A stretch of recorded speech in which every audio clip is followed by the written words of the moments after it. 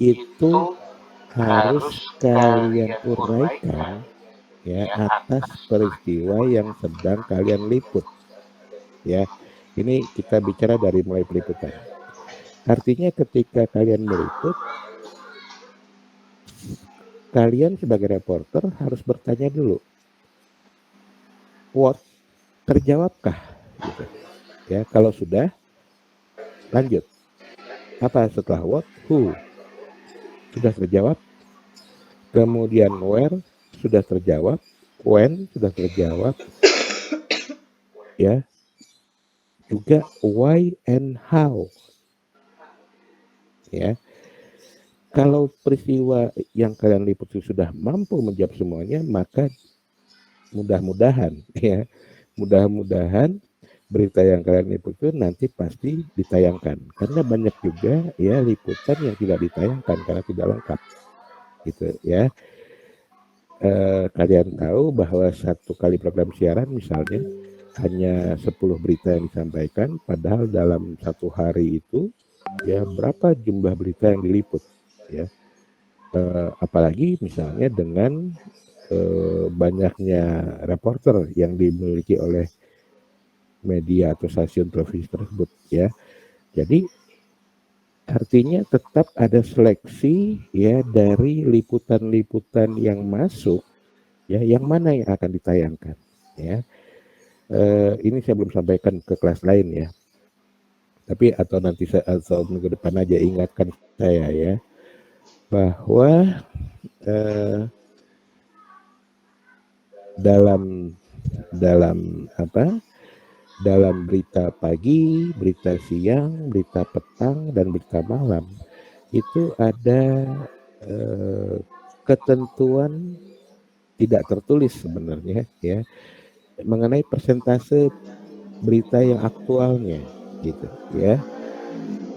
Ketentuan mengenai persentase berita aktualnya, berapa berita pagi, berapa berita siang dan sebagainya. Nanti ingatkan saya pada pekan depan ya supaya penjelasannya enak. Oke, saya lanjutkan. Karena itu perlu memahami dengan baik bahan berita. Ya, tadi 5W+H itu adalah bahan berita. Ya, jadi ketika kalian menguraikan sebuah peristiwa atas ya jawaban atau pertanyaan 5W+H dan ternyata ya atau diusahakan ya 5W+H itu terjawab dari peristiwa atau pendapat yang kalian liput ya, itu adalah bahan berita. Jadi dengan kalian sudah menguraikan 5W+H artinya kalian sudah memahami ya bahan berita itu. Sampai sini jelas? Jelaskah? Oke, kalau jelas saya lanjut. Kemudian benang merah. Apa maksudnya benang merah? Ya, bahwa antara naskah ya, kemudian dengan gambar atau video, juga dengan SOT, baik narator maupun wawancara narsum, ya narasumber. Itu semuanya ada benang merah, ada hubungan, ya. Meskipun dia tidak boleh berulang, tapi antara ketiganya tetap berhubungan, gitu, ya. Dan hubungan itu hukumnya wajib, gitu.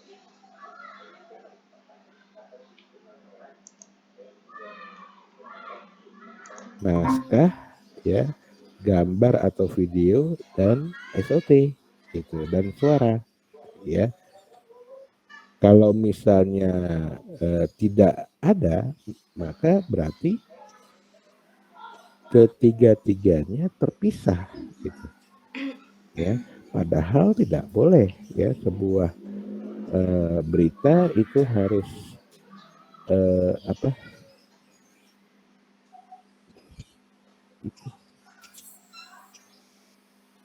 harus terhubung ya ketiganya. Sampai sini jelas tentang benang merah?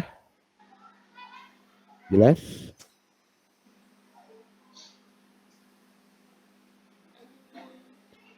Oke, lanjut ya. Sekarang sudut pandang. Sudut pandang itu harus sama, ya, bahwa sudut pandang gambar, ya, atau video, ya, itu harus berlaku juga atau harus diterapkan juga pada naskah, ya. Demikian juga sudut pandang itu harus diterapkan juga pada pertanyaan yang akan diajukan kepada narsum, ya. Sudut pandang loh, ya, bukan titik pandang. Sudut pandang adalah pemfokusan masalah, gitu, ya, arah dari masalah, gitu, ya. Jadi dengan sudut pandang yang sama atas ketiganya, ya, maka berita itu, ya, baik dari naskahnya, gambarnya atau video dan SOT-nya itu terhubung dan menjadi satu kesatuan. Sampai sini jelas dari ketiganya? Oh, esensi. Kalau esensi itu adalah inti sari beritanya, ya. Jadi inti sarinya itu tetap harus sama antara peristiwa, naskah, ya, antara peristiwa itu dalam naskah atau gambar, atau, ya, dan SOT, ya. Jadi ada 4 poin yang harus kalian pahami dengan baik. Yang pertama adalah bahan berita, yang kedua esensi, yang ketiga benang merah, dan yang terakhir adalah sudut pandang. Sampai sini ada yang mau bertanya? Ada? Kalian sudah unduh ya tadi ya materinya ya. Jadi saya tidak tayangkan, kalian bisa membaca sendiri dan sambil mendengarkan apa yang saya jelaskan, ya. Nah, di atas semua itu, di atas keempat hal tadi, ya, yang paling penting adalah si reporter itu, ya, harus merasa tertarik dengan apapun yang akan ditulis. Kenapa begitu?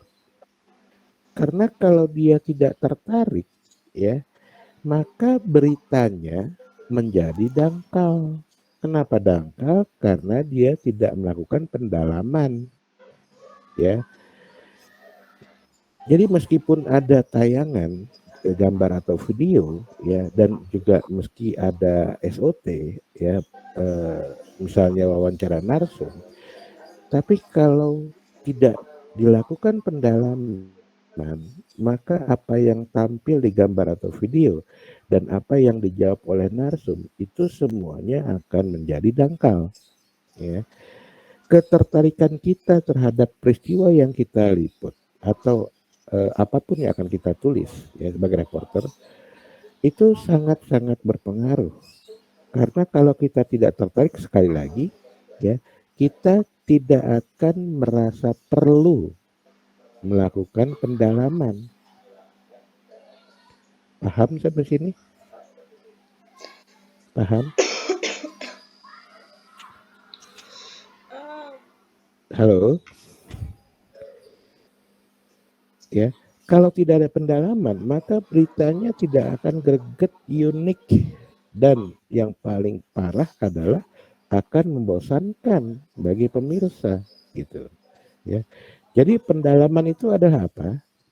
Pendalaman itu adalah uraian yang lebih lebih lanjut, ya, dengan jawaban why atau how. Itu pendalaman.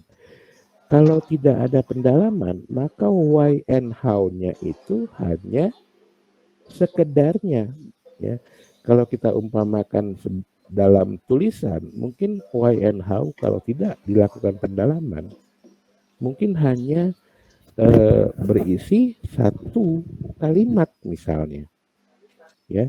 Tapi kalau dengan pendalaman, ya, itu barangkali bisa lebih dari satu kalimat, meskipun tetap, ya, sebuah berita harus singkat dan padat ya, tapi tetap akan terasa beda kalau misalnya narasi atau naskah itu cuma satu kalimat dibandingkan dengan 4 kalimat misalnya atau 3 kalimat misalnya. Sampai sini jelas?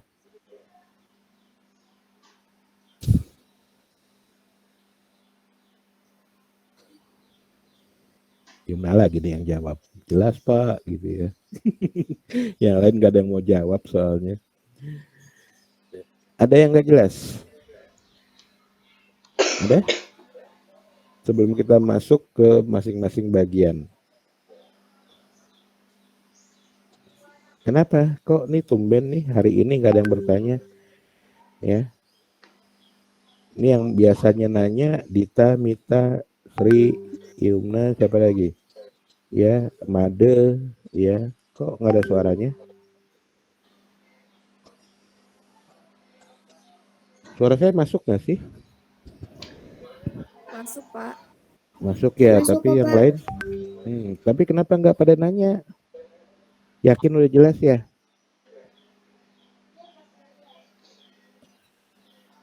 Oke, biasanya kelas A itu aktif gitu ya untuk bertanya. Sekarang kita masuk ke intro. Ya.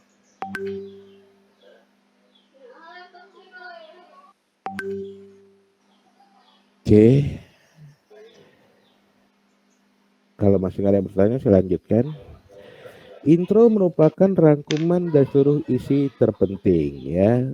Sebelum saya lanjut, saya harus ulang bahwa intro ya adalah lead yang di televisi untuk berita televisi disebut sebagai lead in gitu ya. Ya sebagaimana lead, intro merupakan rangkuman dari seluruh isi terpenting ya. Dengan latar belakang dan bedanya ya bahwa berita TV kemungkinan besarnya hanya terdiri atas lead in gitu ya. Artinya apa? Dalam lead itu juga harus disertai atau berisi latar belakang dan konteks ya, dari konteks ya dan konteks yang diperlukan. Jadi di berita TV lead-nya itu juga harus mencakup latar belakang maupun konteks yang diperlukan ya. Intro sedapat mungkin harus mengandung hampir seluruh unsur 5W plus H ya, kecuali how yang akan diuraikan dalam tubuh berita. Tubuh berita itu adalah badan narasi ya atau main body ya, yang tadi sudah saya sebutkan ya. Intro menjadi tulang punggung suatu berita ya. Kenapa tulang punggung? Karena main body itu merupakan pengembangan dari intro ya, merupakan pendukung dari intro, baik main body yang berupa gambar atau video maupun main body yang terdiri atas atau yang berupa atas SOT atau wawancara narsum ya. Dan intro itu berfungsi menarik perhatian pemirsa ya. Namun sebagaimana halnya sebuah karya jurnalistik ya, berita harus tetap objektif. Sampai sini jelas?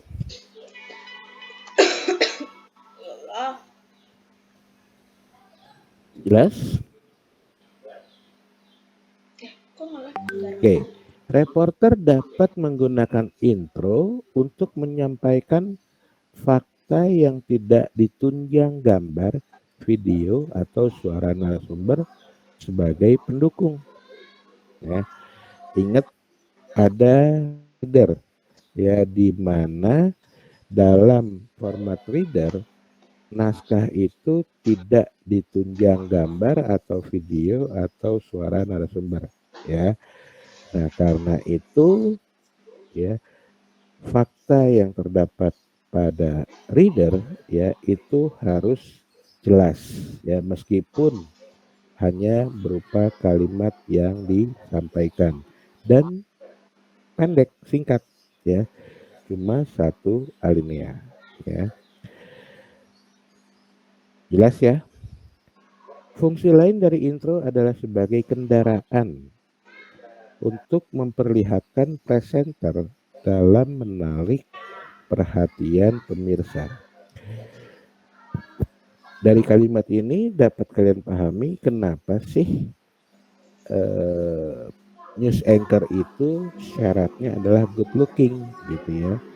Ya, karena dengan good looking, dengan wajah yang enak dilihat ya, si pemirsa juga akan merasa tertarik untuk mendengarkan apa yang dia ucapkan gitu ya. Ingat, good looking itu bukan berarti cantik atau ganteng ya. Kalian bisa lihat sekarang banyak televisi yang sudah misalnya ya menggunakan atau yang sudah memilih ya presenter itu dari berbagai suku gitu loh ya, sehingga good looking itu artinya ya memang enak dilihat gitu ya, bukan cantik, bukan ganteng. Cantik atau ganteng itu relatif karena ya bisa jadi meskipun cantik, saya udah sampaikan ketika di kelas kemarin, tapi nggak ngenakin gitu ngelihatnya ya, cantik tapi nyebelin ngelihatnya, ada ya gitu. Oke, saya lanjut. Perhatian tidak akan diperoleh jika kemunculan presenter terlalu singkat ya. Perhatian tidak akan diperoleh bila kemunculan presenter terlalu singkat, tapi juga tidak boleh terlalu lama. Karena itu intro biasanya dalam 3 kalimat pendek ya. Yang penting adalah jumlahnya tidak lebih dari 20 kata gitu ya. Oke, saya lanjut. Bagian terpenting dari intro adalah kalimat pertama. Nah, ini top line ya. Di alinea manapun, kalimat pertama itu merupakan pokok pikiran gitu ya. Harusnya kan gitu ya. Maka termasuk dalam lead in atau intro ini ya. Kalimat pertama ya harusnya ya menjadi bagian yang terpenting atau paling penting. Kenapa? Karena dia memberikan informasi terbaru dan paling dramatis dari sebuah peristiwa atau pendapat ya. Nah, kenapa harus dramatis? Kenapa harus terbaru? Ya, supaya dapat menarik perhatian pemirsa. Kalau kalimat pertama adalah pengulangan ya dari berita yang sudah disampaikan ya pada program siaran sebelumnya ya, maka dia tidak menjadi menarik ya. Tapi ingat, ini bedanya. Meskipun berita yang disampaikan ya harus tetap merupakan sesuatu yang baru ya, yang merupakan pengembangan dari peristiwa yang sudah disampaikan pada sebelumnya.